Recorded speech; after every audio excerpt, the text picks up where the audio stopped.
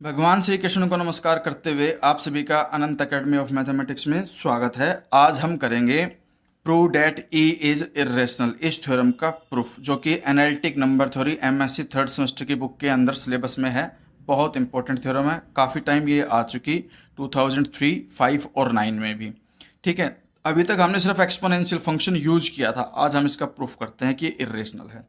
तो सबसे पहले तो आपको ये पता होना चाहिए कि जो टेलर्स एक्सपेंशन था उससे ई की एक्स का जो एक्सपेंशन आया वो ये था 1 plus x square by 2 factor plus x के 3/3 फैक्टर अप टू इन्फिनिटी।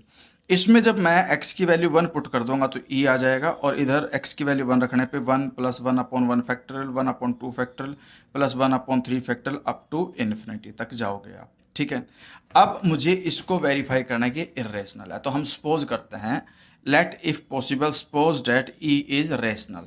अब ये रेशनल है तब हम इसको a अपॉन बी की फॉर्म में लिख सकते हैं, where a and b are integer such that GCD between a and b is equal to 1 या a and b are coprime. ठीक है, अब जो एक्सपोनेंशियल फंक्शन e होता है उसकी वैल्यू 2 से ग्रेटर देन होती है, लेस देन 3 होती है, यानी कि 2 और 3 के बीच में कोई भी इंटीजर नहीं आता, और इंटीजर का ही आपका जो डिनोमिनेटर होता है वो 1 होता है। अगर इंटीजर नहीं है तो उसका डिनोमिनेटर कभी 1 नहीं होगा, इसीलिए b ग्रेटर देन 1 होगा। अब a अपॉन बी यानी कि e की वैल्यू मैंने लेफ्ट में a अपॉन बी लिख दी, इधर e का जो एक्सपेंशन हम लेके चले थे वो लिखा।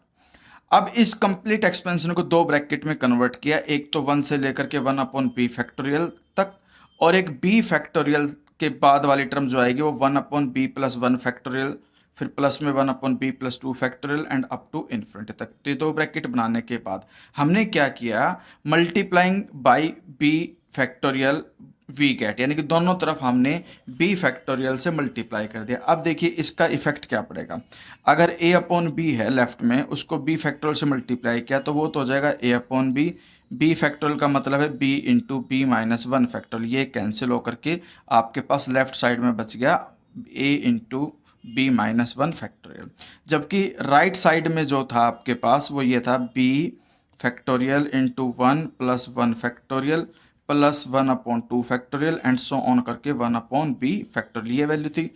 प्लस में b फैक्टोरियल के अपॉन में b प्लस 1 फैक्टोरियल था, उसको मैं लिख सकता हूँ b plus 1 into b factorial. फिर नेक्स्ट टर्म को भी b फैक्टोरियल से मल्टीप्लाई किया, नीचे था b प्लस 2 फैक्टोरियल, तो उसको एक्सपेंड करेंगे तो b plus 2 into b plus 1 और यहाँ पर b फैक्टोरियल। इस तरह से ये कैंसिल होते चले जाएंगे और ये अप टू इन्फिनिटी तक सेम प्रोसीजर चलेगा। अब लेफ्ट में है आपके पास a into b minus 1 factorial, ये वैल्यू भी आपके पास क्या आ जाएगी, लेफ्ट में आ जाएगी माइनस b, और इसको मैं समेशन की फॉर्म में लिख देता हूँ। समेशन आपके पास जो n की वैल्यू है वो 0 से शुरू होकर, सॉरी n की वैल्यू आपकी 1 से, हाँ चलो 0 से स्टार्ट कर दो क्योंकि हम इसको 0 फैक्टोरियल लिख सकते हैं, क्योंकि 0 फैक्टोरियल वैल्यू 1 होती है। तो 0 से लेकर के लास्ट वैल्यू क्या है b तक लेकर के चले गए, और 1/n फैक्टोरियल लिख सकते हैं। ठीक है, और यहाँ पर ये b फैक्टोरियल मल्टीप्लाई में था तो ये b फैक्टोरियल रहेगा। उसके बाद राइट साइड में आपके पास ये वैल्यू बच गई 1/b plus 1, 1/b plus 2 into b plus 1 and so on up to infinity तक। अब देखिए ये तो 1/b प्लस 1, ये आपका b plus 1 into b plus 1 and up to infinity तक। अब अगर हम ध्यान से देखें, देखो इसमें डिनोमिनेटर सेम है तो ये दोनों वैल्यू इक्वल हो गई, इसमें डिनोमिनेटर ग्रेटर है, और जिसका डिनोमिनेटर ग्रेटर होता है उसकी वैल्यू लेस होती है, स्मॉल हो जाती है।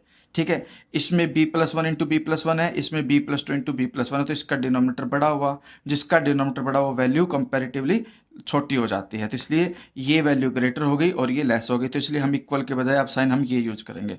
अब अगर हम ध्यान से देखें तो ये जो वैल्यू है ये बन गई आपके पास 1/b plus 1, 1/b plus 1 square and so on up to infinity तक, विच इज ए जीपी, जिसमें फर्स्ट टर्म तो है 1/b प्लस 1 अपॉन में 1 माइनस आर, कॉमन रेशियो भी इसको इससे डिवाइड करोगे तो 1/b प्लस 1 ही आएगी, क्योंकि इन्फिनिटी के अंदर हमारे पास जीपी के सम का फॉर्मूला होता है a/1 माइनस आर।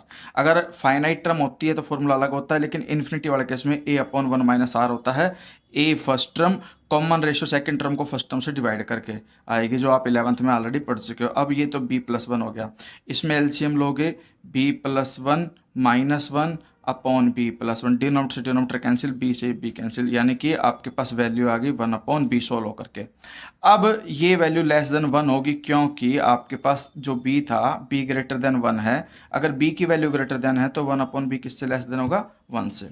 ठीक है, और कोई भी वैल्यू नेगेटिव नहीं है, तो इसका मतलब ये है कि आपके पास ये जो वैल्यू है 1 अपॉन बी वो 0 से ग्रेटर होगी और लेस देन क्या होगी, 1, क्योंकि ये जो वैल्यू थी ये आपकी टोटल ओवरऑल 1 से लेस हो गई और सारी टर्म में पॉजिटिव हैं, इसलिए ये ग्रेटर देन 0 हो गई।